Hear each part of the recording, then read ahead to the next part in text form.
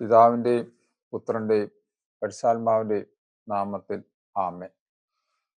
ഞാൻ എൻ്റെ ഒരു പുതിയ ടോക്കിലോട്ട് കടക്കുകയാണ്. ഇന്നത്തെ എൻ്റെ വിഷയം എന്ന് പറയുന്നത് മാതാവിൻ്റെ സ്വർഗാരോപണം എന്നതാണ്. മറിയത്തിൻ്റെ സ്വർഗാരോപണം ഒരു വിശ്വാസ സത്യമാണ്.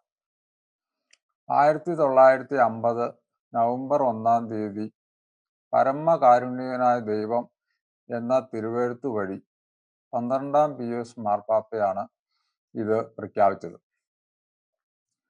പാപ്പ പറഞ്ഞു, അമലോത്ഭയും ദൈവമാതാവും നിത്യകന്യകയുമായ മറിയം തൻ്റെ ഈ ലോക ജീവിതത്തിൻ്റെ അവസാനം ആത്മശരീരങ്ങളോടെ സ്വർഗീയ മഹത്വത്തിലേക്ക് സംഭവിക്കപ്പെട്ടു എന്നത് ദൈവം വെളിപ്പെടുത്തിയ വിശ്വാസ സത്യമാണെന്ന് നാം പ്രഖ്യാപിക്കുന്നു.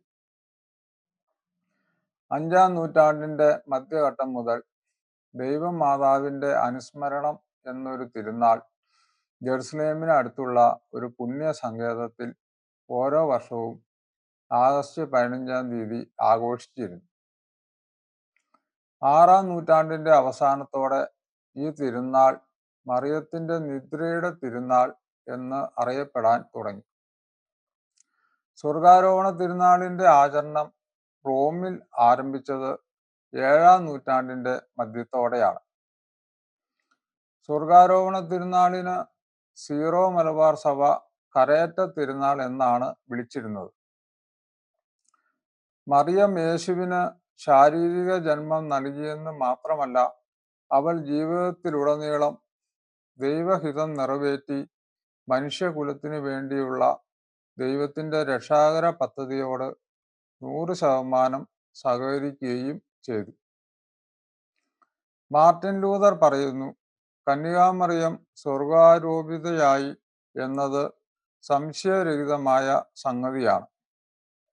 അതെങ്ങനെ സംഭവിച്ചു എന്നത് നമുക്ക് അജ്ഞാതമാണ്. മറ്റൊരു പ്രൊട്ടസ്റ്റന്റ് നേതാവായ ബെല്ലിങ്ങർ പറയുന്നു, മറിയത്തിൻ്റെ പരമപവിത്രമായ ശരീരം മാലാഖമാരാൽ സ്വർഗത്തിലേക്ക് സംഭവിക്കപ്പെട്ടു. ഇത്ര നേരം ഞാൻ പറഞ്ഞതിൻ്റെ രത്നച്ചുരുക്കം ഇതാണ്. പലർക്കുമുള്ള ഒരു സംശയമാണ് പരിശുദ്ധ മാതാവ് മരിച്ചോ എന്നുള്ളത്. നമ്മുടെ വിശ്വാസം അനുസരിച്ച്, സഭ പഠിപ്പിക്കുന്നതനുസരിച്ച് പരിശുദ്ധ മാതാവ് ഒരു നിദ്ര നടത്തിയുള്ളൂ എന്നാണ് പറയുന്നത്. എന്നാൽ നമ്മൾ ഒരു കാര്യം നമുക്ക് വളരെ വ്യക്തമായിട്ട് മനസ്സിലാക്കാം. പരിശുദ്ധ അമ്മ മനുഷ്യ സ്ത്രീ എന്ന നിലയിൽ പരിശുദ്ധ അമ്മ മരിച്ചു എന്ന് തന്നെയാണ് മനസ്സിലാവുന്നത്. ഇതൊരു നിദ്രയായിട്ടാണ് സഭ കാണുന്നത്. അതിന് കാരണം എന്താണെന്ന് വെച്ചാൽ, പരിശുദ്ധ അമ്മ മനുഷ്യസ്ത്രീ എന്ന നിലയിൽ മരിച്ചുവെങ്കിലും പരിശുദ്ധ അമ്മയുടെ ശരീരം അഴുകിപ്പോയില്ല. പരിശുദ്ധ അമ്മ പാപമില്ലാത്ത ഒരു മനുഷ്യസ്ത്രീ ആയിരുന്നു. പരിശുദ്ധ അമ്മയ്ക്ക് പാപം ഉണ്ടായിരുന്നെങ്കിൽ നമ്മുടെ കർത്താവ് ഉദരത്തിൽ ജന്മം എടുത്തപ്പോൾ കർത്താവിന് പാപം വരുമായിരുന്നു. അതിന് കർത്താവിന് പാപം വന്നായിരുന്നെങ്കിൽ ഒരു കാരണവശാലും മനുഷ്യകുലത്തിന്റെ പാപം കർത്താവിനെ ഏറ്റെടുക്കാൻ പറ്റുമായിരുന്നില്ല. അതുകൊണ്ട് ഒരു കാര്യം വളരെ വ്യക്തമാണ്, പരിശുദ്ധാമ്മയ്ക്ക് പാപം ഇല്ലായിരുന്നു.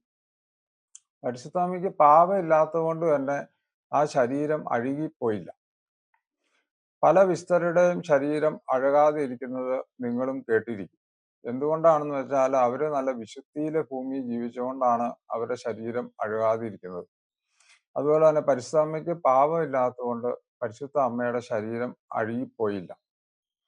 പരിശുദ്ധ അമ്മയുടെ ശരീരത്തോടു കൂടി പരിശുദ്ധ അമ്മേനെ സ്വർഗത്തിലോട്ട് ദൈവം കൊണ്ടുപോയി എന്നാണ് നമ്മൾ വിശ്വസിക്കുന്നത്. ഇതിന് തെളിവ് വല്ലതുമുണ്ടോ? ഇതിന് വളരെ വ്യക്തമായ തെളിവുണ്ട്. അതായത് സഭയുടെ പാരമ്പര്യത്തിൽ അതിൻ്റെ തെളിവ് വരുന്നുണ്ട്. ആ സംഭവം ഇങ്ങനെയാണ്. ഒരു ദിവസം നമ്മുടെ തോമാസ് ശ്ലീഹ മാതാവ് മരിച്ചതിൻ്റെ അടുത്ത ദിവസങ്ങളിൽ വഴിയിലൂടെ നടന്നു പോവുകയായി. അങ്ങനെ തോമാസ് ശ്ലീഹ നടന്നു പോയിക്കൊണ്ടിരുന്നപ്പോൾ ആകാശത്തിൽ നിന്ന് സ്വർഗീയ സംഗീതം കേൾക്കാൻ തുടങ്ങി. അങ്ങനെ വലിയ ശബ്ദത്തിൽ ഈ സ്വർഗീയ സംഗീതം കേട്ടെടുത്തോട്ട് വിശുദ്ധ തോമാസ് ശ്ലീഹ നോക്കി. വിശുദ്ധ തോമാസ് ശ്ലീഹ നോക്കിയപ്പോൾ കാണുന്ന കാഴ്ച എന്താണെന്ന് വെച്ചാൽ, പരിശുദ്ധ അമ്മയുടെ ശരീരത്തോടു കൂടി മാലാഖമാരാൽ പരിശുദ്ധ അമ്മ സ്വർഗത്തിലോട്ട് കരയറ്റപ്പെട്ടു പോകുന്നതാണ് കണ്ടത്. ആ മാതാവിന്റെ കയ്യിലിരുന്ന അങ്കി തോമാസിലേക്ക് ഇട്ടുകൊടുത്തു എന്നാണ് പാരമ്പര്യം പറയുന്നത്. അതുകൊണ്ട് ഒരു കാര്യം വളരെ വ്യക്തമാണ്. പരിശുദ്ധാമ്മ മനുഷ്യസ്ത്രീ എന്ന നിലയില് ഭൂമിയിൽ മരിച്ചു എന്ന ഉറപ്പാണ്. പക്ഷെ പരിശുദ്ധാമ്മയുടെ ശരീരത്തോടു കൂടി തന്നെ പരിശുദ്ധാമ്മയെ ദൈവം സ്വർഗത്തിലോട്ട് കൊണ്ടുപോയി എന്ന് ഉറപ്പാണ്.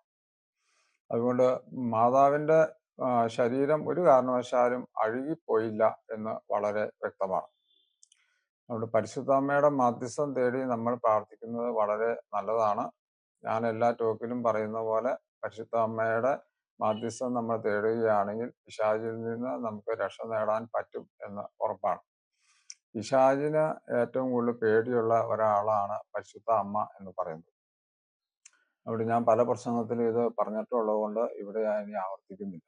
അതുകൊണ്ട് പരിശുദ്ധാമ്മ മരിച്ചോ എന്ന് ചോദിച്ചു കഴിഞ്ഞാൽ പരിശുദ്ധാമ്മ മരിച്ചു എന്നാണ് സത്യമെങ്കിലും അത് ഒരു കാരണവശാലും പരിശുദ്ധാമ്മയുടെ ശരീരം അഴുകിപ്പോവാൻ ദൈവം സമ്മതിച്ചില്ല എന്ന് ഉറപ്പാണ്.